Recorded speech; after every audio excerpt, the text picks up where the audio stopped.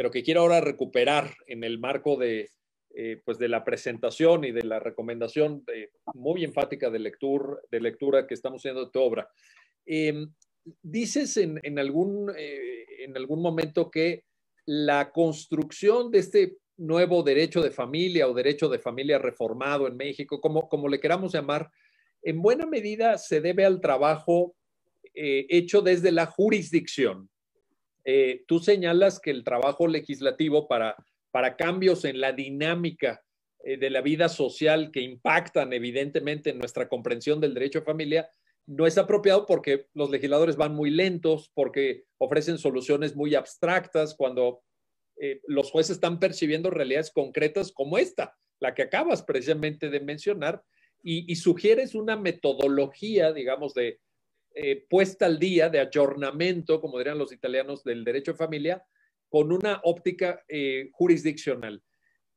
Que esto, por una parte, creo que se ha materializado en México, porque tenemos diversas figuras, el concubinato es una de ellas, pero hay temas de alimentos, el propio tema del divorcio, la concepción del matrimonio con la figura ahora del matrimonio igualitario, etcétera, guarda y custodia, patria potestad, adopción, en fin, lo sabes tú mejor que yo, entonces no hace falta repetirlo, pero esto en alguna medida se ha dado. Sin embargo, y aquí viene mi pregunta, Fernando, en el propio libro criticas algunas metodologías que ha llevado a cabo la Suprema Corte. Hay algunas sentencias que te parece que, digamos, no están bien resueltas o que no están bien comprendidas o que tienen contradicciones internas.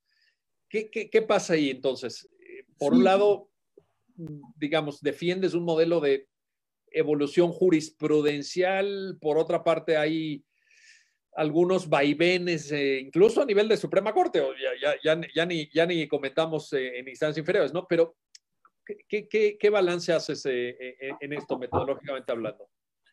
Una gran ventaja y vuelvo a platicar, de estar siempre en discusión en grupos de doctorado, como el que tengo el privilegio de estar en el Centro Carbonell, en maestría en Derecho Familiares, que tenemos que formar una perspectiva crítica.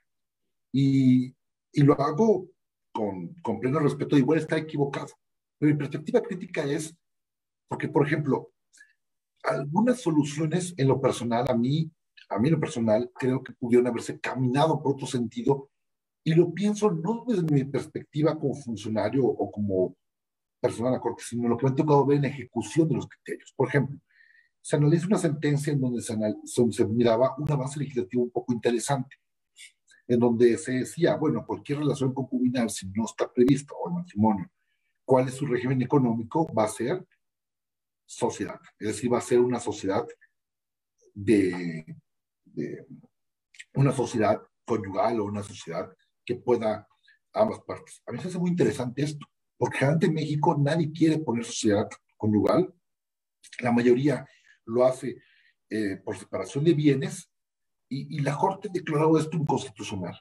Y yo sí me pregunté, bueno, sí tiene razón, es inconstitucional porque es una regla absoluta, pero no pudimos dar una lectura menos absoluta y decirle, será, no sé, por ejemplo, será sociedad conyugal salvo pacto en contrario. Es decir, esa pequeña frase quizás hubiera salvado la constitucionalidad de esa norma, que tenía, desde mi punto de vista, una finalidad muy interesante, porque como hemos analizado, la sociedad conyugal en México siempre ha tratado de excluirse en la parte histórica, lo que queremos ver, eh, siempre por una razón equivocada y quizás poco noble.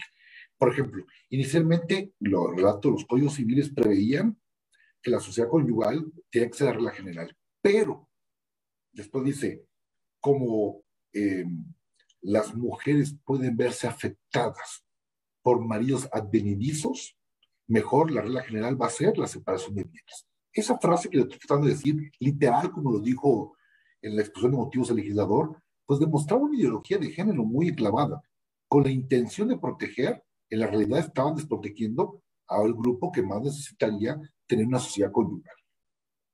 Entonces, por ejemplo, esta legislación de Querétaro tiene una regla interesante.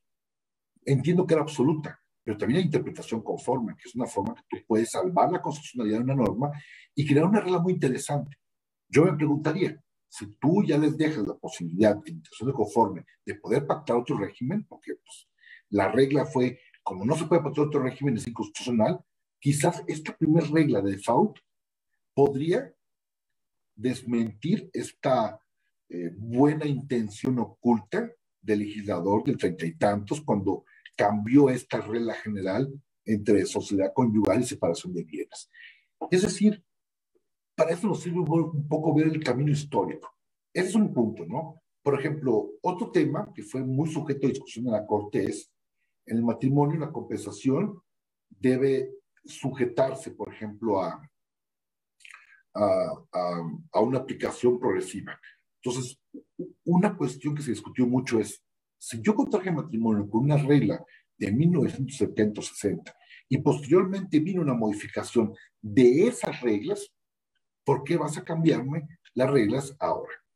Es decir, gran parte de los quejosos decían, yo contraje matrimonio conociendo estas condiciones. Y si pensamos que en el matrimonio, no en el concubinato, el conocer las reglas del matrimonio en términos económicos es lo que te podría a ti optar por una figura en contraposición de otra, le vas a cambiar por un tema legislativo. Y la Corte tuvo una gran discusión sobre si aplicar esta ley que no era vigente cuando se dio el matrimonio no era retroactividad, y aplican una doctrina como por ejemplo la doctrina de los derechos adquiridos, que es muy recurrente en nuestra Suprema Corte, que por lo menos en materia civil y con los clásicos italianos, como usted bien conoce, doctor, como Nicolás Covielo, dice que es de las más complejas en operar en términos pragmáticos, pues no era más fácil hablar de un derecho personal.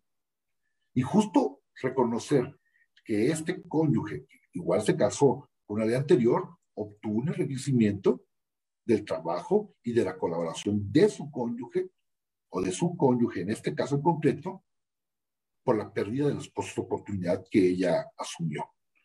Entonces, pues, entre ese tema engorroso de la retroactividad y del régimen económico y derechos reales, a veces esas soluciones hacen que sea mucho más complejo y puedan comprender bien la dinámica de esto. Yo me pongo a pensar, y lo analizamos en algún caso cuando estuvimos con el ministro González Alcántara y era magistrado familiar. Eran dos jóvenes que habían contraído matrimonio, los dos ganaban exactamente el mismo dinero, los dos tenían el trabajo y la educación en términos igualitarios. La diferencia es que él se dedicó a comprar autos de lujo y se dedicó a comprar mucha ropa de lujo y se dedicó a tener una vida un poco más holgada y disfrutada. Ella, pues no, ella era muy austera y todo lo prueba en el proceso.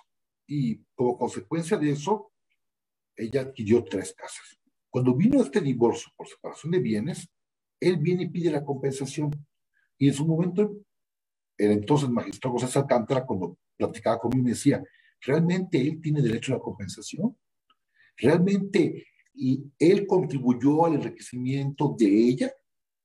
¿Él asumió algún costo-oportunidad de la familia? Entonces, si lo entendemos como una actualización de derechos reales, tendríamos el peligro de qué hacemos entonces, porque dirían, bueno, bajo el criterio de la Corte se actualizó, entonces puede que metas tú la compensación dentro de esta actualización como para evitar la retroactividad. Digo, no lo veo tan profundamente en el libro, pero son esas preocupaciones que nos dan nosotros en vida. Entonces, yo me pregunto, y entonces la Corte poco a poco evolucionó, pasó de un sistema para igualar y las propias legislaciones patrimonios y diferencias patrimoniales a un sistema que buscara realmente indemnizar el costo-oportunidad, el trabajo en el hogar y la contribución en la construcción de la riqueza del otro cónyuge, que era generalmente invisibilizado. Pero no todos los enriquecimientos pueden darse en ese sentido. Y te pongo este ejemplo, que me tocó verlo en la sala familiar, y era justo esos temas que a nosotros nos preocupaban cuando lo analizábamos como derecho real. No, Parecía exquisitez técnica. el ejemplo es extraordinario y es muy significativo y qué bueno que lo citas para apoyar este cambio, ¿no? En la concepción de la pensión compensatoria, de una visión de igualación a una medida de resarcimiento, de reparación, digamos, en el costo de oportunidad.